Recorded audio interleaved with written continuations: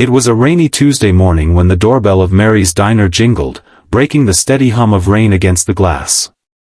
The smell of fresh coffee mixed with the sound of sizzling bacon as the morning crowd shuffled in. Everything seemed ordinary, until he walked in.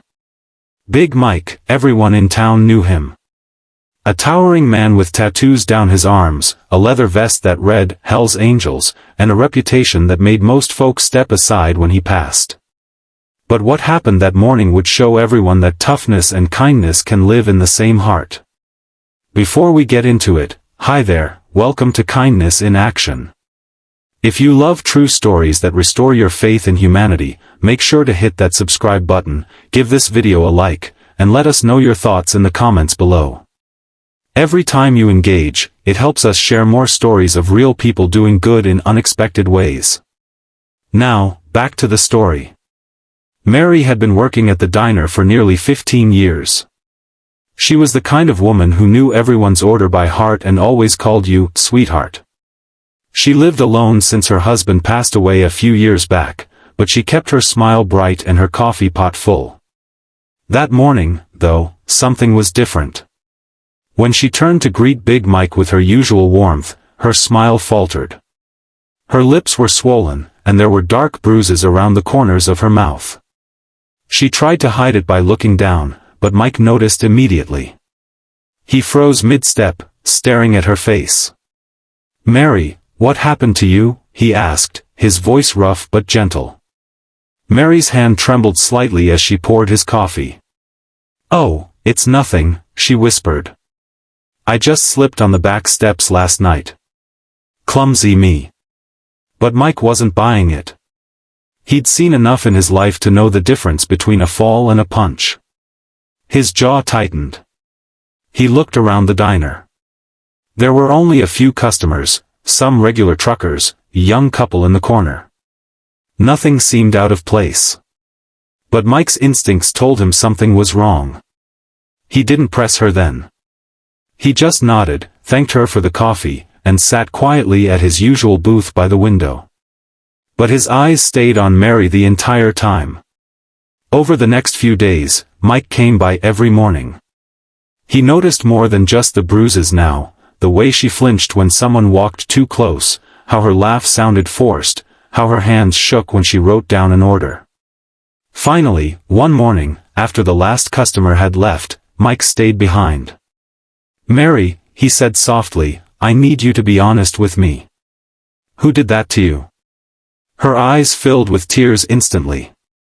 She tried to hold them back, but the dam broke. "It's my ex," she said, her voice breaking. "He's been showing up at my house again. I told him to leave me alone, but last night, he got angry. I didn't know what else to do." Mike's face darkened. Not with anger at her, but with a deep, protective fury that only comes when someone hurts a person who doesn't deserve it. "You're not dealing with this alone anymore," he said firmly. Mary shook her head, terrified. No, please, I don't want any trouble. He said if I told anyone, he'd..." Mike interrupted, his voice calm but unyielding. "He won't touch you again. That's a promise." That afternoon, Mike left the diner and drove straight to the local police station. He didn't storm in or start a fight, he just sat down with the sheriff, an old friend from way back, and explained everything. They knew Mike's reputation, but they also knew he had a strong sense of justice. Within hours, they arranged for officers to visit Mary's home and ensure her ex stayed far away. But Mike didn't stop there. The next morning, Mary came into work to find a group of bikers, about a dozen of them, sitting at the diner, drinking coffee and chatting quietly. They were all from Mike's club. When she walked in, they stood up and greeted her politely, calling her Miss Mary. She looked around, confused. "What's all this?" she asked. Mike smiled. "Security detail," he said. "We figured the diner could use a few regulars for a while." For the next several weeks, the Hell's Angels became a fixture at Mary's diner. Every morning, they filled the booths, left big tips, and made sure Mary felt safe. They weren't there to cause trouble, they were there to protect one of their own. Word spread around town fast. People who once whispered about the bikers being dangerous started seeing them differently. They saw them holding the door open for customers, helping carry groceries for the elderly, and laughing with the kids who came in for milkshakes. Mary's bruises healed, but the warmth in her heart grew even bigger. One afternoon, she brought out a big plate of homemade pie for the bikers. "You boys have eaten enough pancakes to bankrupt me," she joked. "So here's on the house." Mike chuckled. "Mary, you don't owe us a thing.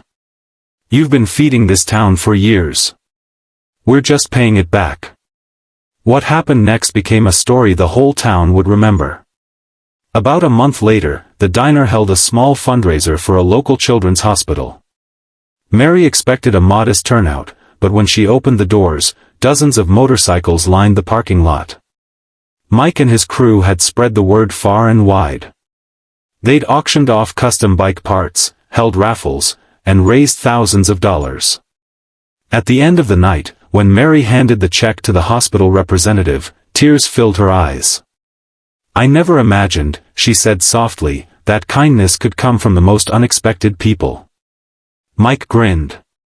"Kindness," he said, "ain't about how you look.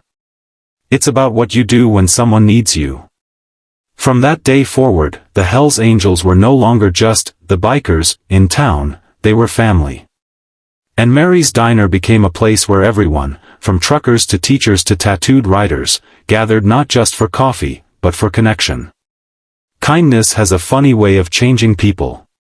It starts with one simple act, someone paying attention, someone caring enough to ask, "What happened to your face?" And before you know it, it spreads. That's what Big Mike did.